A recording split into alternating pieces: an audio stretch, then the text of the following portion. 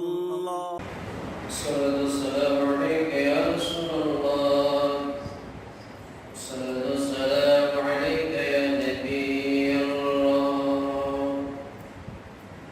الصلاة والسلام عليك يا شفيع المذنبين.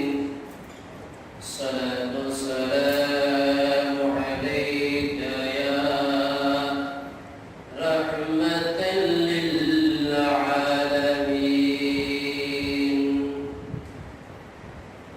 الحمد لله رب العالمين، والصلاة والسلام على سيد الأنبياء والمرسلين، وعلى آله وأصحابه وأولياء كاملين وعلماء أهل سنته وعلينا معهم أجمعين. সবাই মহাব্বতে প্রাণ ভরে পড়ি আউযু বিল্লাহি মিনাশ শাইতানির রাজীম। বিসমিল্লাহির রাহমানির রাহিম। ইন্নাল্লাহা ওয়া মালাইকাতাহু ইউসাল্লুনা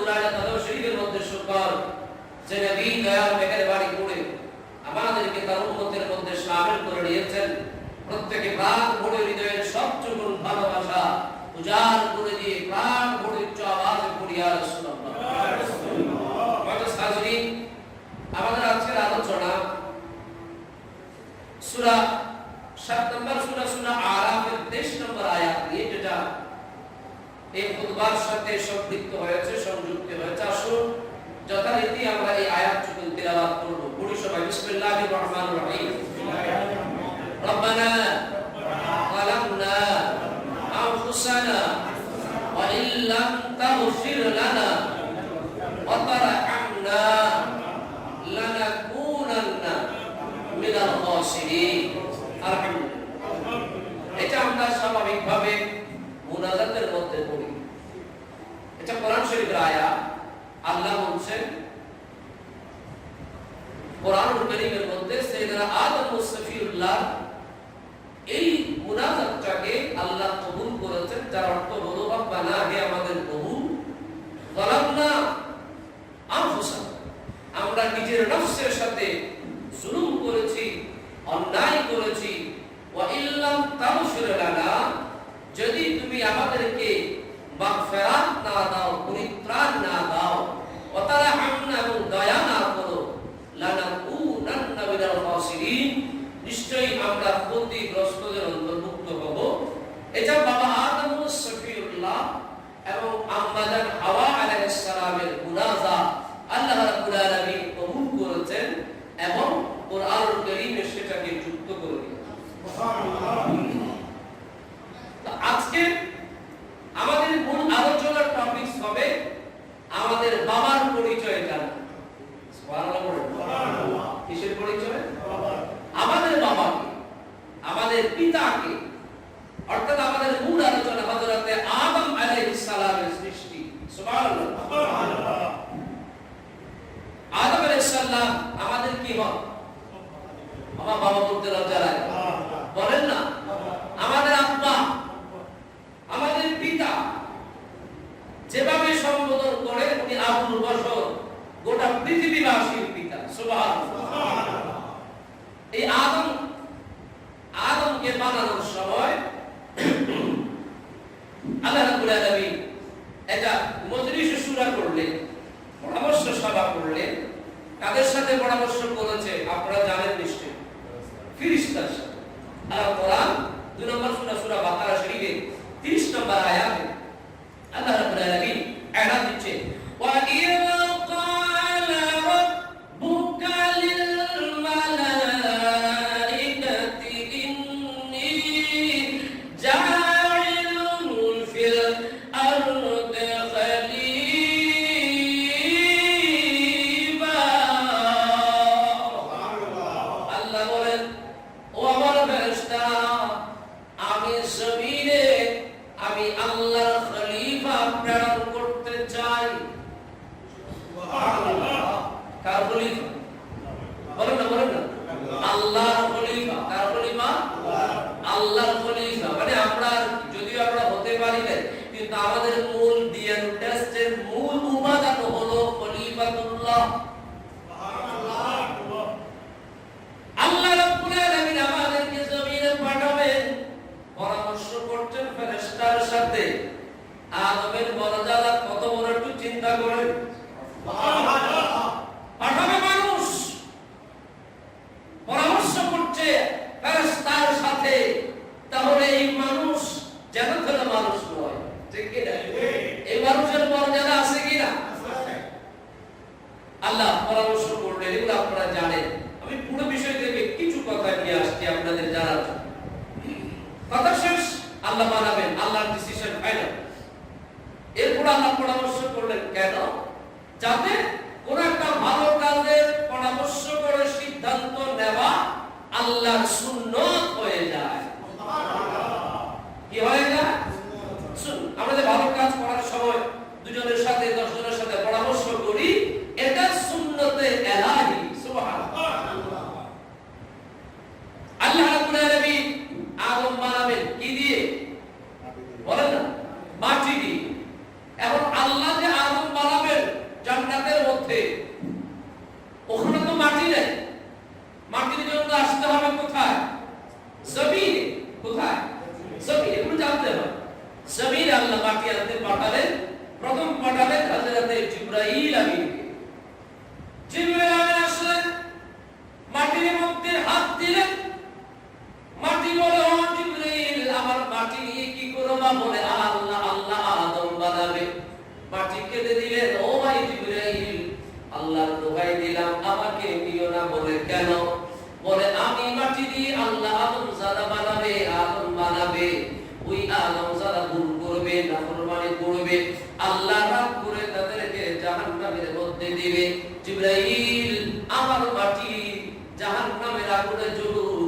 আমি চাই না। আল্লাহর দোহাই দিলাম তুমি চলে যাও, আমি মাটি তোমাকে দিব না। আর জিবরাইল চলে গেলেন।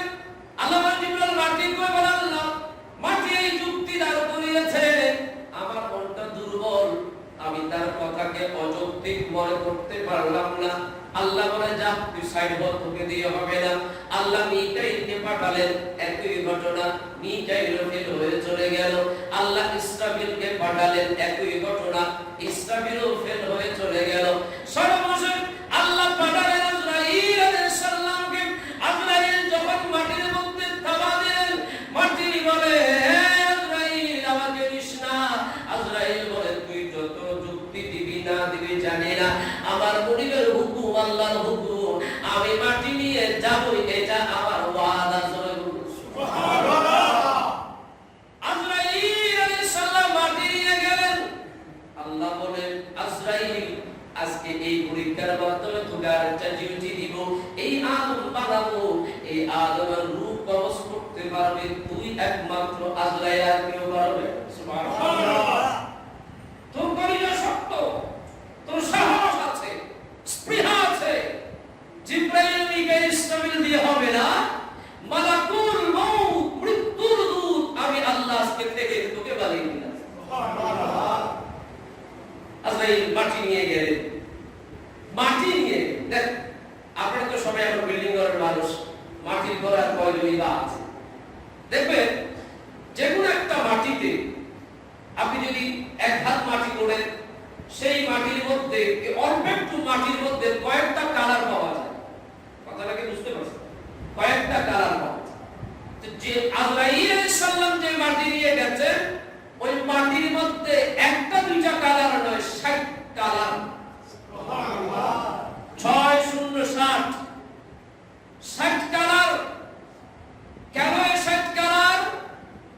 আপনার সমাজের মানুষ দেখেন, কেউ আমার মতন কালিচা আছে না, কেউ সুন্দর, কেউ মাঝামাঝি, কেউ উজ্জ্বল, কেউ লাল সুন্দর, কেউ অন্য সুন্দর আছে।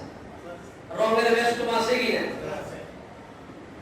পৃথিবীর জমিনে 60 কিসিমের মানুষ আল্লাহ বানাবেন, এজন্য এই মাটির মধ্যে 60টা কালার ছিল। সুবহানাল্লাহ। আপনি দেখেন সাউথ আফ্রিকার মানুষগুলো দেখেন কত সুন্দর না? হ্যাঁ, কেমন কালো, রং দিলে দেখা যাবে না। আবার সৌদি আরব পাকিস্তানের মানুষগুলো দেখেন অনেক সুন্দর, ঠিক কি? আমি জাস্ট দুটো কথা বললাম, তো বলতে চাচ্ছিলাম আল্লাহ রাব্বুল আলামিন পৃথিবীতে 60 কালারের মানুষ পয়দা করবেন। সুবহানাল্লাহ। আর রাসূল বলেন সুবহানাল্লাহ। ওই মাটি আল্লাহ রাব্বুল আলামিন ফেরেশতাদের মাধ্যমে বাইতুল শরীফ, মক্কা শরীফের যে জায়গা কাবা, যেখানে কাবা, ওই কাবা এবং সাফা মারওয়া পাহাড়ের মাঝখানে আল্লাহ রাব্বুল আলামিন 40 দিন ওই মাটির মধ্যে আল্লাহ বৃষ্টি বর্ষণ করেছেন। সুবহানাল্লাহ। কয়দিন? 40 দিন। খেয়াল করেন, অনেক সময় বৃষ্টি পড়লে আপনাদের মনটা বড় ভালো লাগে, আবার অনেক সময় বৃষ্টি পড়লে মনটা খারাপ লাগে। কথা সত্য না মিথ্যা? সত্য না মিথ্যা? কিছু কিছু বৃষ্টি টেনশন দেয়, কিছু কিছু বৃষ্টি আনন্দ দেয়। 39 দিন বৃষ্টি পড়েছে, কষ্টের বৃষ্টি। একদিন বৃষ্টি পড়েছে আনন্দের বৃষ্টি। এই কারণে বান্দার মধ্যে টেনশন বেশি, আনন্দ কম। কথা বুঝেন না? জন্মের সমস্যা এটা। জন্মতেই আমাদের বলবা, আমাদের 39 দিনে টেনশন ছিল, একদিন শুধু আনন্দ। এজন্য আমাদের হাসি কম, আমাদের টেনশন বেশি। আমি বলবো শত টাকা, লক্ষ টাকা ঋণ হোক, টেনশন থাকুক, মুখটা কালো রাখবেন না। আল্লাহর বান্দার মুখ কালো দেখলে মানায় না। মুখটাকে সবসময় হাসি খুশি রাখবেন, বরকত দিবেন কে? আল্লাহ। আর রাসূল বলে আল্লাহ। অনেকে আছে সব সময় টেনশন, কবরের মধ্যে 3.5 ইঞ্চি মাছ পড়ে থাকে, সব সময় হবে না। আপনাকে হাসি ভাবে থাকতে হবে, একেবারে চেহারাকে মলিন করা যাবে না, সুন্দর করে চলবেন, যাতে করে আপনাকে দেখে আরেকটা মুসলমানের মনেও আনন্দ আসে। সুবহানাল্লাহ। অনেক কথা বলতে হবে, তাড়াতাড়ি বলছি। তো 40 দিন যখন বৃষ্টি দিলেন, মাটিগুলো পাতলা হয়ে গেছে। কি হয়ে গেছে? মাটি কি হয়ে গেছে? একেবারে পাতলা। আল্লাহ রাব্বুল আলামিন ওই পাতলা মাটির মিশ্রণের সাথে আল্লাহ রাব্বুল আলামিন হাওয়ার একটা দোলনা দিলেন, বাতাসের একটা দোলনা দিলেন। যখন বাতাস চতুর্পাশ থেকে যখন আন্দোলিত হতে লাগলো, ওই মাটির মধ্যে মোটামুটি একটা শক্ত কিসিমের খামির তৈরি হয়ে গেছে। আর আসলে বলেন না সুবহানাল্লাহ। আচ্ছা বলুন, আল্লাহ যে আদমকে বানালেন কয়টি জিনিস দিয়ে বানিয়েছে? কে বলতে পারবে? 4টা জিনিস। কয়টা?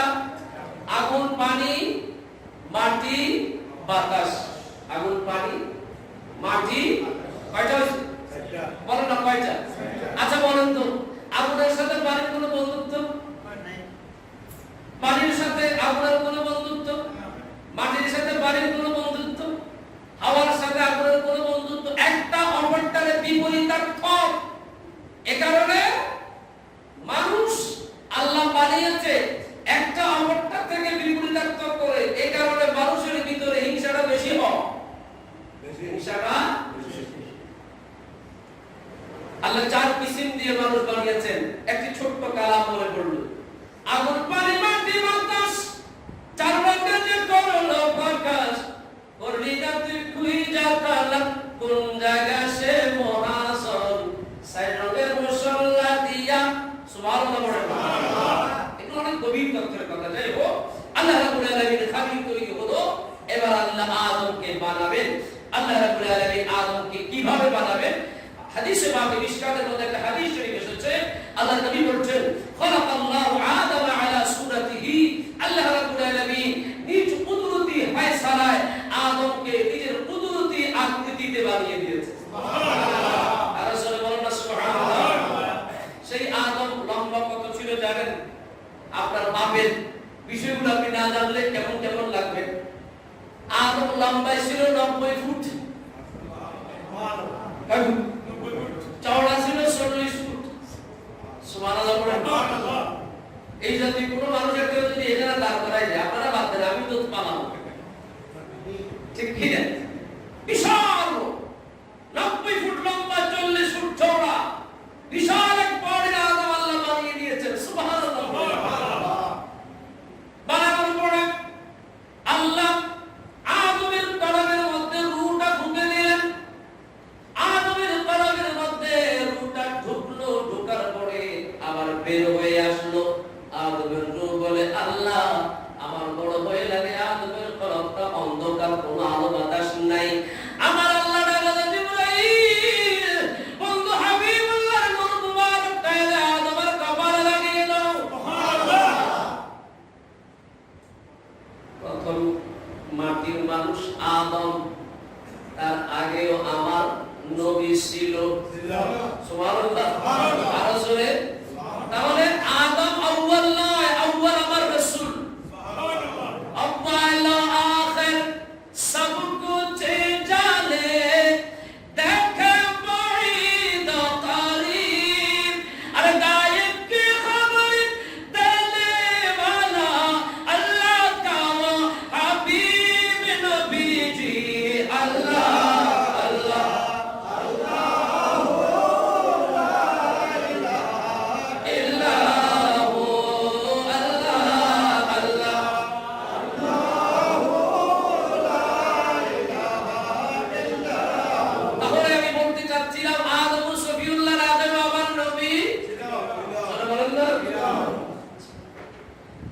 সেই ছিল একটা রেকর্ড তো লাগবে। রাসূল পাক সাল্লাল্লাহু আলাইহি ওয়াসাল্লাম, আল্লাহ যখন কিছুই ছিল না, কুনতু কানজাল মাহফিয়া, হাদিসে পাকে এসেছে, আল্লাহ যখন ছিল না কোনো শাখা, তখন আল্লাহ প্রকাশিতে চায়। সুবহানাল্লাহ। নিজের নূর হতে খোদা রাসূলের নূর করলেন সুদা, ডুব মারিলেন এশকে দরিয়ায় রে পাগলা বনরায়। সুবহানাল্লাহ। এগুলো আমাদের কুমিল্লার দিকের গজল, আপনাদের হয়তো ভালো লাগবে না, মনে পড়লো সেজন্য বললাম। আল্লাহ আদম আমার নবীকে বানালেন, বানানোর পরে আমার রাসূল পাককে বানানোর পরে আর আল্লাহ রাব্বুল আলামিন দেখছেন আমার নবী আমার আল্লাহকে সিজদা করছে। আর জোরে বলেন না সুবহানাল্লাহ। সিজদা এক সিজদায় ৭০,০০০ বছর। এক সিজদা ৭০,০০০। আবার সিজদা থেকে যখন দাঁড়ালেন, সিজদা থেকে তার ওই যে ৭০,০০০ কথা যেটা আসছে, আমাদের ৭০,০০০ হিসাব নয়, ওই ৭০,০০০ হিসাব হচ্ছে পৃথিবীর ৫০,০০০ বছর ওই সময়ের একদিন। ৭০,০০০ আমাদের ৭০,০০০ হিসাবে ওটা আলাদা আরবার মামলা, সেখানকার একদিন জগতের ৫০,০০০ বছর। সুবহানাল্লাহ বলে না। এখানে শূন্য শুরু করলে শূন্য যেতে যেতে আমেরিকাতে পৌঁছাবে ১০,০০০ টাকা। ঠিক কি না? জিবরাইল আমিন একদিন রাসূলুল্লাহ সাল্লাল্লাহু আলাইহি ওয়াসাল্লামের সাথে কথা হচ্ছে। আবার নবী বলে, এটা এর আগে একটা ঘটনা আছে, আমাদের মা ফাতেমার সাথে একটা ঝামেলা। জিবরাইল আমিন আমাদের মা ফাতেমাকে বলছে, আপনার বাবা আসলে বলিয়েন আপনার জ্যাঠা আসছিল। কে আসছিল? তা আমাদের মা ফাতেমা বলে যে, ইয়া রাসূলুল্লাহ, জিবরাইল কি আপনার বড় যে জ্যাঠা হবে? অন্যান্য দেশে বড় বাবা দিন কি হয়, আমাদের দেশে জ্যাঠা হবে। তো জিবরাইল আমিন আসলেন, আসার পরে জিবরাইল তোমার বয়স কত? কয় ইয়া রাসূলুল্লাহ জানি না। নবীর বলেন, আমার শান্তি প্রিয় আশিক রাসূলুল্লাহ আমার জিবরাইল আমিনকে আল্লাহর নবী জিজ্ঞেস করে, জিবরাইল তোমার বয়স কত? কয় ইয়া রাসূলুল্লাহ জানি না। আমার নবী জিবরাইলকে সাহায্য করছে, এই জিবরাইল তোমাকে যখন আল্লাহ বানিয়েছে তখন কোনো কিছু দেখেছো কিনা? সুবহানাল্লাহ। জিবরাইল আমিন বলে, ইয়া রাসূলুল্লাহ, ইয়া হাবিবাল্লাহ, নবী গো, আল্লাহ যখন আমাকে বানিয়েছে আমি আকাশের মধ্যে একটা তারকা দেখতে পেতাম, যে তারকাটা ৭০,০০০ বছর উদিত থাকতো, আবার ৭০,০০০ বছর ডুবন্ত থাকতো। ওই তারকা আমি জিবরাইল আমিন ৭২,০০০ বার দেখেছি। সুবহানাল্লাহ।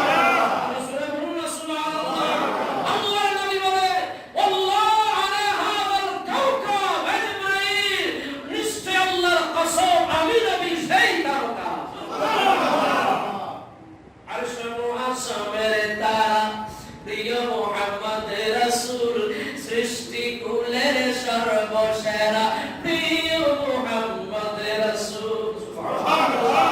জিবরাইল আমিন তুমি যে তারাকে ৭০,০০০ বছর উদিত দেখতা, ৭০,০০০ বছর ডুবন্ত দেখতা, ওই তারার কেউ নয়, আমি রাসূলুল্লাহ সাল্লাল্লাহু আলাইহি ওয়াসাল্লাম। জিবরাইল আমিন বলে, ইয়া রাসূলুল্লাহ, ইয়া হাবিবাল্লাহ, নবী গো ডুবন্ত কিভাবে আর উদিত কিভাবে? আমার নবী বলে, জিবরাইল রে, আল্লাহকে বানানোর পরে আমি আমার বন্ধু আল্লাহকে সিজদা দিয়েছি, এক সিজদায় ৭০,০০০ বছর। ওই ৭০,০০০ বছর যখন সিজদা দিতাম তখন আমি তারাকে আর তুমি দেখতে না, ডুবন্ত থাকতাম, তখন আমি আমার মুনিবের কদমে সিজদা দিতাম। আর যখন তুমি উদিত দেখতা আমি সিজদা থেকে দাঁড়াতাম, এক দাঁড়ায় আমার ৭০,০০০ বছর। সুবহানাল্লাহ। রাসূলের বয়স কত হিসাব আছে? কোন হিসাব আছে? নাই। আমার নবী রাসূল পাক সাল্লাল্লাহু আলাইহি ওয়াসাল্লাম কে আমার আল্লাহ নূর রাখতে অনেক কথা, এগুলো সময়ের ব্যাপার।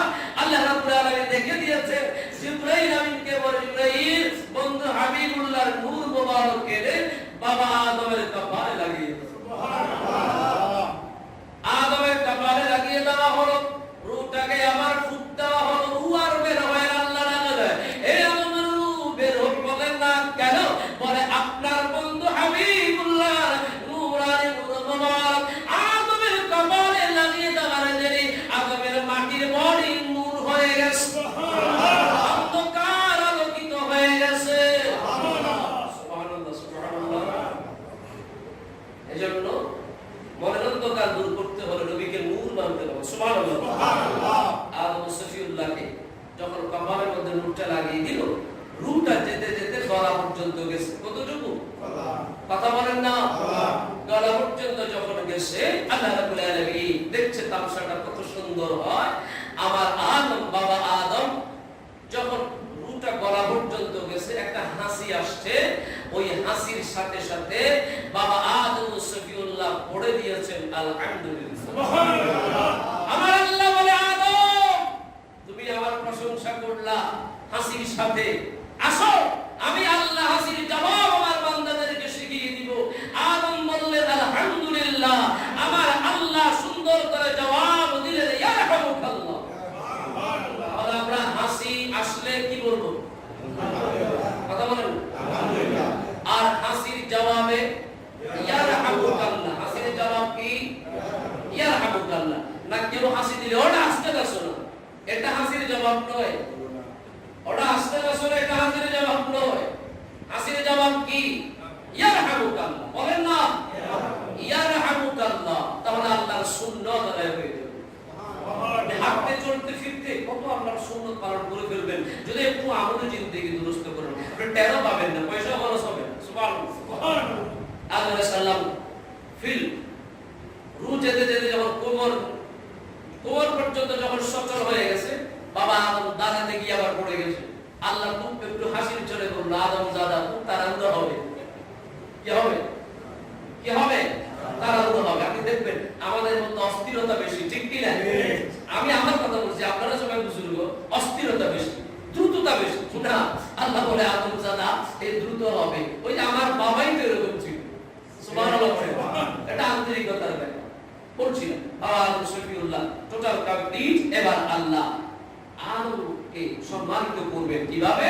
আল্লাহ কোরআন বলছে সূরা বাকারা 31 নম্বর আয়াত। আল্লাহ বলছে, ওয়া আল্লামা আদামাল আসমাআ কুল্লাহা থুম্মা আরাদাহুম আলাল মালাইকাতি ফাকালা আনবিউনি বিআসমাই হাউলাই ইন কুনতুম সাদিকিন।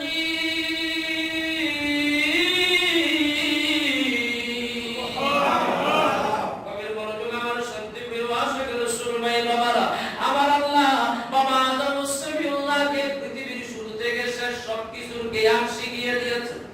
সুবহানাল্লাহ। এত দেরি হলো? সুবহানাল্লাহ। সব কিছু শিখিয়ে দিয়েছেন।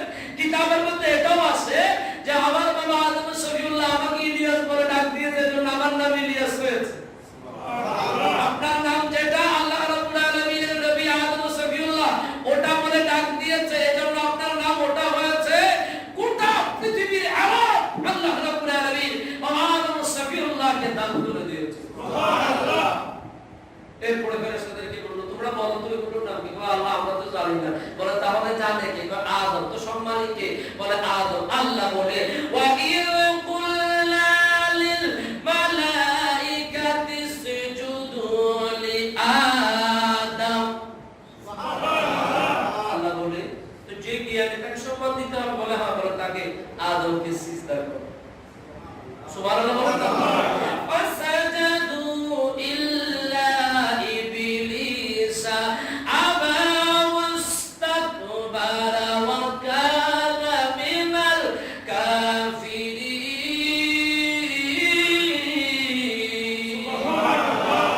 সকল ফেরেশতারা সিজদা করলো, এক বুজুর্গ সিজদা করে নাই, তার নাম ইবলিস।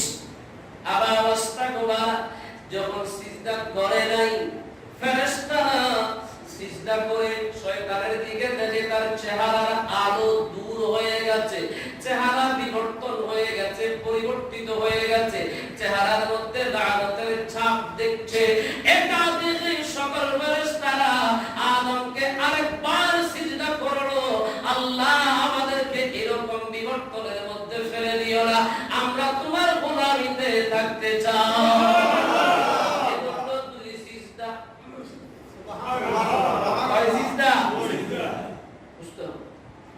তো আদমকে সিজদা করে নাই, আদম সফিউল্লাহকে সিজদা করে নাই আজাজিল ফেরেশতাদের সরদার ছিল। ওটা নিয়ে আমি আর বলতে চাচ্ছি না, এটা অত্যন্ত একটা কঠিন ব্যাপার। এটা এতটুকু আপনাদেরকে বলতে পারি, এই সিজদাটা সিজদায়ে তাআব্বুদি ছিল না, ইবাদতের সিজদা ছিল না, এটা ছিল সিজদায়ে তাহিয়া। যেটাকে তাজিরি সিদ্ধা, অনেকে তাজিরি সিদ্ধা বুঝে পায় আসলে জ্ঞানের দুটো। আল্লামা সাইয়্যিদ আবুল ফরদাওয়াত রাহমাতুল্লাহ আলাইহি এটার উপর কিতাব লিখেছেন। তাজিরি সিদ্ধার মূল বিষয় হলো বৈধ। মূল বিষয় কি? বৈধ। হ্যাঁ, ক্ষেত্র বিশেষে আমরা সেটা গোপনীয়তা রক্ষা করছি এটাই। তবে এটাকে কোনো হারাম বলার সুযোগ নাই, এটাকে কোনো হারাম বলার সুযোগ নাই।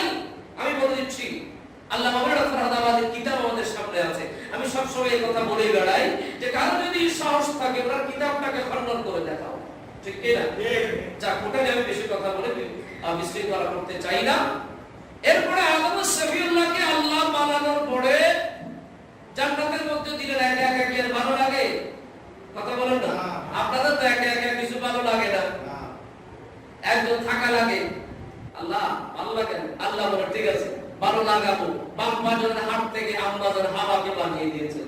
সুবহানাল্লাহ। নামটা হাওয়া হয়েছে এই কারণে জীবিত মানুষের কাছ থেকে ওনারা বানিয়েছে, এজন্য হাওয়া হয়েছে। সুবহানাল্লাহ।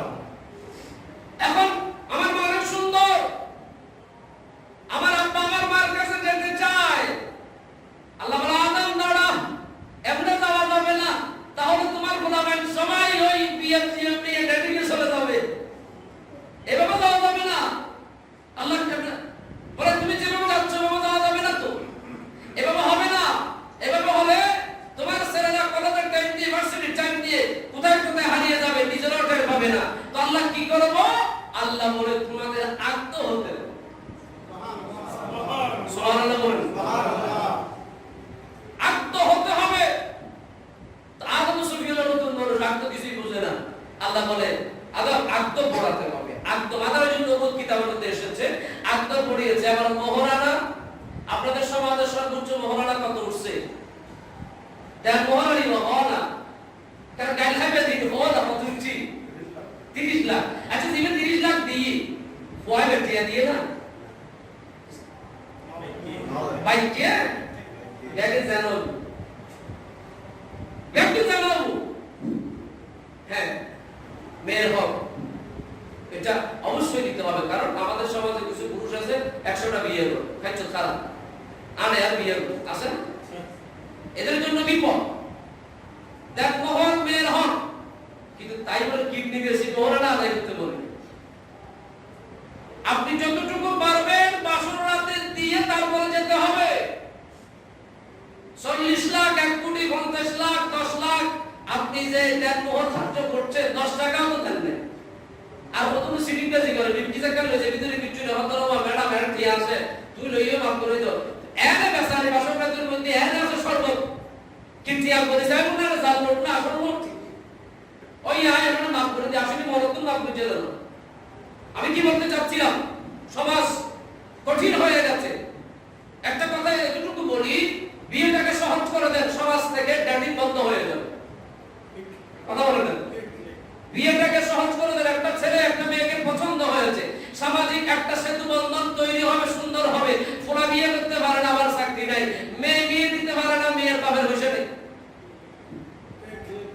অনেকটা গাছলা ধরার বসে মানুষ তো গাছলা না বুদ্ধি। বিয়েটাকে সহজ করে দেন। বিয়েটাকে সহজ করে দিলে সমাজে যারা কমে যাবে, প্রতি রাতে প্রতি ঘরে দরজা বন্ধ করে যতগুলো সন্তান, তার অর্ধেক সন্তান আমার মনে হয় যারার মধ্যে ব্যভিচার মধ্যে লিপ্ত আছে। আপনি জানেন না, আপনার ছেলেকে মোবাইল দিয়েছেন, নোটফোন দিয়েছেন, আপনার মেয়েকে ল্যাপটপ আছে, সবকিছু একেবারে গোটা জগৎ আপনার মেয়ের সামনে জিজে রাতে হচ্ছে, আপনি জানেন না। যদি জানতেন ওই ছেলের গলা টিপে মারি ফেলতেন, ওই মেয়ের গলা টিপে মারি ফেলতেন। বিয়েটাকে সহজ করে দেন, সহজভাবে বিয়ে করেন। এখন বিয়ে ভাষণ করে তালা বলিব, কিন্তু মেয়ের বরফ কি ফুয়ার বরফ কি এই গোটা সমাজের বড় আল্লাহর সাথ দেয়া বলিব, অনধরত ভেঞ্জামি দেয়া বলিব, ইয়ং করা বলিব। এই যন্ত্রণার ভাষা বিয়ের রাত দূর করে বক্তলা খাইব, অত্যন্ত লজ্জার ব্যাপার। বিয়েটাকে সহজ করে দেন, একেবারে ইজি করে দেন। 2 লাখ টাকার মধ্যে যদি বিয়ে করতে পারে, 1 লাখ টাকার মধ্যে যদি বিয়ে করতে পারে, কেন করে গরিব সমাজের মাথা বেগুনো দম দিলে তোরা একজোটে করে দিব, আছে কি না? এটা কথা বলেন না কেন? বিয়েটাকে সহজ করে দেন, যারা কমে যাবে, অনুরোধ করে বলছি। কতটুকু নিতে পারছেন আমি জানি না, 40 লাখ 20 লাখ কাবি 1 টাকাও দেয় না তো বাইকের কোনো হিসাব নেই কিসের বাইক আল্লাহ আমাদেরকে সঠিক বুঝ দান করুন আমিন আমরা কষ্ট দিলে কিন্তু এই হইল হলো করিব তারা না হইতে আরাম হইতে ইনারা কোনো দরকার দেয় শুধু মন রক্ষা করিবেন না আল্লাহ দয়া করে খোদার মন রক্ষা করিবেন তৌফিক দান করুন আমিন আল্লাহ ও আল্লাহ আগত হয়ে গেছে আমাদের বলে না মোহরানা দাও তো এখানে পয়সা পাবো কোথায় আল্লাহ বলে আমার বন্ধু রহমাতুল লিল আলামিনের উপর 200 বার দুরূদ শরীফ পড়ো সুবহানাল্লাহ এই হাজী আব্দুর রশিদ চৌধুরী জামে মসজিদের মুসল্লিরা আমাদের ধর্ম শুদ্ধ হয়েছে দুরূদের মাধ্যমে সুবহানাল্লাহ সর্ব শুদ্ধ হয়েছে দুরূদের মাধ্যমে ওই দুরূদ যারা বলে তারা হালাল দাদা আর যারা ওই দুরূদ মানে না বাকিটা আপনারা বুঝে নেবেন ঠিক কি না আমার আব্বা আম্মার বিয়ে হয়েছে দুরূদের মাধ্যমে নবীর মুহাব্বতের মাধ্যমে ওই সন্তান যখন নবীর আমার মতন বলে ওই সন্তান বাবা আদমের সন্তান হওয়ার যোগ্যতা রাখে না ঠিক কি না আল্লাহ আমাদের সবাইকে আদম সফিউল্লাহর সন্তান হিসেবে কবুল করুন আমিন আল্লাহ শুনে বলুন আমিন বিয়ে হয়ে গেল আল্লাহ বলেন ওয়া কুল্লা ইয়া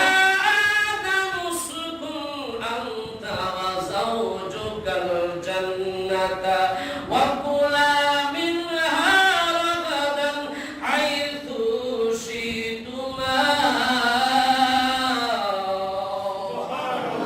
আদম তোমার স্ত্রীকে নিয়ে জান্নাতে বসবাস করো যা মন চায় খাও ফুর্তি করো আনন্দ করো কোনো অসুবিধা নাই ওয়ালা তাকরাবা হাদিহি শাজারাতা ফাতাকুনা মিনাল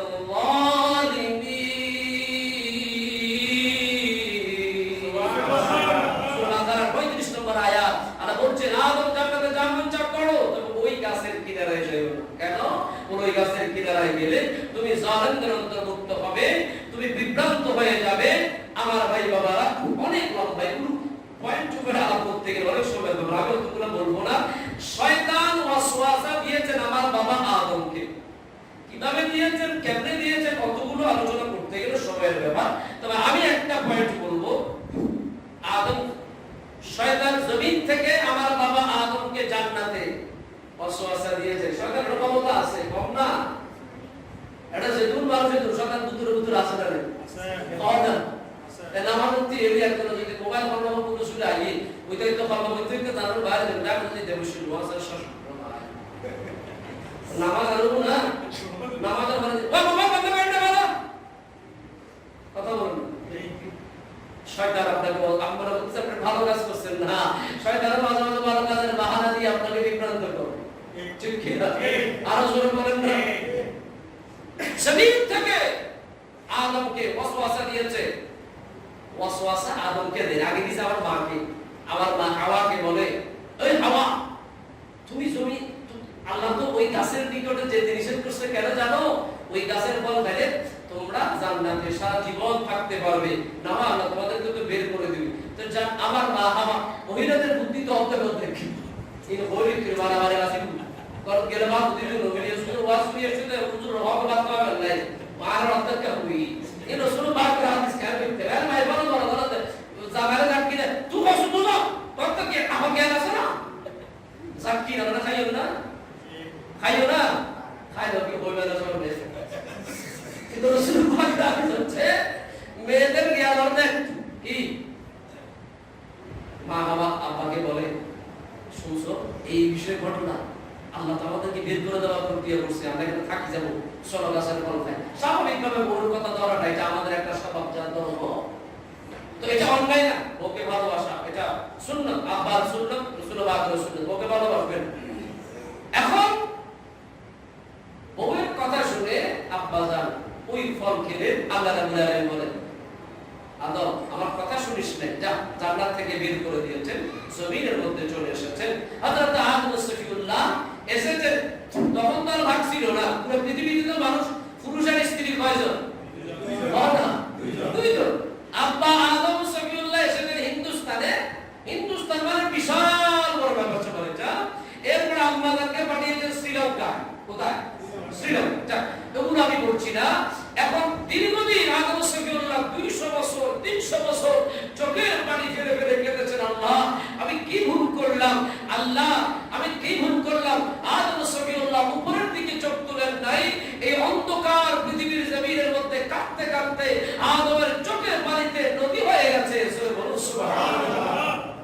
হঠাৎ একদিন ফাতালাক্কা আদামু মির রাব্বিহি কালিমাতিন ফাতাবা আলাইহি ইন্নাহু হুয়া তাওয়াবুর রহিম।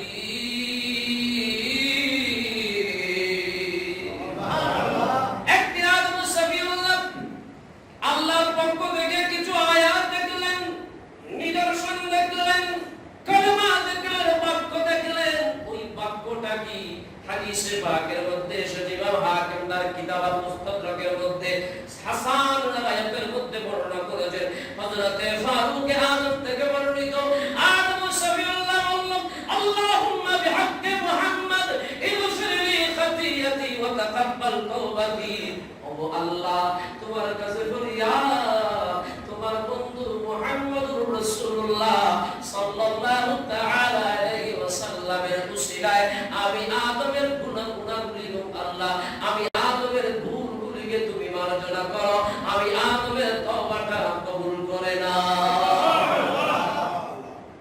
আল্লাহ বলেন, ফাকাল আল্লাহ মিন আইনা আরাফতা মুহাম্মাদা, এ আদম তুমি মুহাম্মদকে কিভাবে চিনলা? ক্বালা রাআইতু ফি কুল্লি মাউতাইন ফিল মিনাল জান্নাহ মাকতুবান লা ইলাহা ইল্লাল্লাহ মুহাম্মাদুর রাসূলুল্লাহ। আমার ভাই বাবারা, আব্বা জান আদম সফিউল্লাহকে আল্লাহ বলে, ও আদম মুহাম্মদকে তুমি কিভাবে চিনলা? আদম বলে, আল্লাহ যখন জান্নাতে ছিলাম, জান্নাতের প্রতিটা দরজায় দরজায় তোমার নামের সাথে মুহাম্মদের নাম, জান্নাতের প্রতিটা গেটে এক জায়গায় আল্লাহ আরেক জায়গায় মুহাম্মদ। জান্নাতের হুরদের চোখের মধ্যে দেখেছি রাসূলুল্লাহর নাম ফিট করা, জান্নাতের প্রতিটা জায়গায় গাছে লতায় পাতায় আল্লাহর নবী মুহাম্মদের নাম ফিট করা আল্লাহ আমি দেখেছি। আর সরাসির সেই কুরসির মধ্যেও তোমার বন্ধু মুহাম্মদের নাম লেখা। ও আল্লাহ, ওই নামের উসিলায় দোয়া কবুল করো। আল্লাহ মুহাম্মদ আবদি ওয়া রাসূলি, রাসূল মুহাম্মদ আমার বান্দা এবং আমার রাসূল। قال فعلمت انه اكرم خلقك عليك فقال الله عليه غفر له। আমার বন্ধু হাবিবুল্লাহর নাম দোহাইয়ের উসিলায়, নামের উসিলায় ওসিলা যখন ধরেছো, আমি আল্লাহ তোমার জীবনের সব ভুলভ্রান্তি আমি আল্লাহ মাফ করলাম এবং তোমার তওবা কবুল করে নিলাম। রাসূল বলুন না সুবহানাল্লাহ। আজ আব্দুর রশিদ চৌধুরী জামি মসজিদের মুসল্লিরা এবার একটু বলুন, আদম সফিউল্লাহর তওবা কবুল হয়েছে নবী মুহাম্মদ রাসূলুল্লাহর উসিলায়, নামের উসিলায়। ওই নামের উসিলা দিয়ে আমরাও দোয়া করতে চাই কি চাই না? রাসূল বলে, অন্ধকার ছিল, যখনই তওবা কবুল হয়েছে আলো ফিরে এসেছে। সুবহানাল্লাহ। আলো যখন ফিরে এসেছে, হযরতে আদম সফিউল্লাহ 2 রাকাত নামাজ আদায় করেছে। সুবহানাল্লাহ। ফজরের নামাজ পড়তে হয় অন্ধকারের শেষ প্রান্ত দিয়ে শুরু করে আলো শুরু হয় শেষ হবে, ঠিক কি না? ঠিক বাবা আদম সফিউল্লাহ নামাজ শুরু করেছেন, অন্ধকারের শেষ প্রান্তে আলো যখন দেখেছেন, ওই 2 রাকাত নামাজ আমার আল্লাহ ফজরের নামাজের তোবা হিসেবে উম্মতি মুহাম্মদীকে দিয়ে দিয়েছে। সুবহানাল্লাহ। আর রাসূল বলেন, এজন্য শুক্রবারের দিন ফজরের নামাজ না পড়ে ঘুমাবে। আবার একজন হুজুর অফিসে দাঁড়াত বন্ধ, শুক্রবার তো নরমালি একটু দেরিতে ঘুম থেকে ওঠে, আর তখন হাদিস দেখা আছে কি ফজরের নামাজের সময় ওঠার দরকার আছে কি না? আছে। আর রাসূল বলেন, আছে। আর বল দিন ফজর উঠে আর তার হুজুররা বলতে ফজর আর উঠি তো এলা করে চুরি করে দিই, কে করতা মুসলিম আইলে কি দ্বারা আমরা বুঝিয়ে ধরিব না। আল্লাহ সবাইকে মসজিদে আসার তৌফিক দান করুন। আমিন। আর রাসূল বলেন আমিন। তাহলে আমার ভাইরা, এগুলো অনেক কথা একটা বিষয় গেছে, কেমনে বলবো? এই যে আঙ্গুর খান, আম খান, এগুলার মূল দিয়ে কিন্তু জান্নাত থেকে এসেছে। আব্বারা আদম আসার সময় কিছু জিনিস নিয়ে এসেছে, ওগুলো কোনো সময় আলোচনা আসলে বলবো। তাহলে সবশেষের মূল কথা হলো, আব্বাজান আদম সফিউল্লাহর দোয়া কবুল হওয়ার পরে তিনি যে শুকরিয়া 2 রাকাত নামাজ আদায় করেছেন, সর্বশেষ কথা আমরা 2 রাকাত নফল ফজরের নামাজ আদায় করার দরকার আছে কি? আলোচনা বলেন আছে। তাহলে আজকের আলোচনা থেকে আমরা কয়েকটা বিষয় জানতে পারলাম। এক নাম্বার হলো গুনাহ যতই বড় হোক, আব্বা জানেন তো এটা কোনো গুনাহ না। দেখেন, একটা হচ্ছে আপনি মদের বোতল খাচ্ছেন, এটা হচ্ছে গুনাহ, কিন্তু আপনি ভুলে একটা কাজ করেছেন সেটা কিন্তু গুনাহ না, সেটা ভুল। ভুল আর গুনাহর মধ্যে বেশ কম কথা বলেন না। আপনি এমনিতে রোজা রেখেছেন, ভুলে পানি খেয়েছেন, রোজা ভাঙবে? ভুলে কিছু খাইছেন, রোজা ভাঙবে? ওটা ভুল। কিন্তু রোজা রেখে জেনে শুনে আপনি ভেঙে ফেলেছেন, ওটা গুনাহ। তাহলে আল আম্বিয়াউ মাসুম, সকল নবীরা নিষ্পাপ, আদমের কোনো গুনাহ নাই, এটা ভুল। আর তরিকত হিসাবে বলতে গেলে অনেক লোক আল্লাহ টার্গেটে জমি জান্নাতে রাখলে কি আর জমি আবাদ হবে, সেটা ভিন্ন প্রসঙ্গ। তাহলে আম্মা আদম সফিউল্লাহর ভুল আল্লাহ মাফ করেছেন নবী মুহাম্মদুর রাসূলুল্লাহ সাল্লাল্লাহু তাআলা আলাইহি ওয়াসাল্লামের উসিলায়। আমরাও যদি আমাদের ইবাদতে রাসূলকে সম্পৃক্ত করতে পারি, আমাদের গুনাহ আল্লাহ মাফ কথা বলেন না, মাফ করবেন। আল্লাহ আমাদের সবাইকে এই হযরতুল আদম সফিউল্লাহর জীবনী থেকে যা কিছু শুনলাম তা বাস্তব জীবনে আমল করবার তৌফিক দান করুন, আমিন। আল্লাহ বলুন আমিন। আপনাদেরকে ধন্যবাদ জানাচ্ছি, অনেক মহব্বত ভালোবাসা দিয়ে আমরা গত শনিবারে অত্যন্ত প্রজুস মাহফিল, আলহামদুলিল্লাহ আমি 30 জনের টার্গেট করছি, মাশাআল্লাহ আপনারা 300 এর কাছাকাছি আসছেন। আল্লাহ কবুল করুক, আমিন বলুন। আর জোরে বলেন না আমিন। ইনশাআল্লাহ এই খেদমত আল্লাহ যেন হুসাইন পাকের দরবারে কবুল করে নেয়। আপনাদেরকে কষ্ট দিয়েছি এজন্য ক্ষমা করবেন। আমি যে কদিন আছি মাঝে মাঝে যদি কিছু কষ্ট দেব, একখানা সময় বইতে আল্লাহ কবুল করুন, আমিন। আর জোরে বলেন আমিন।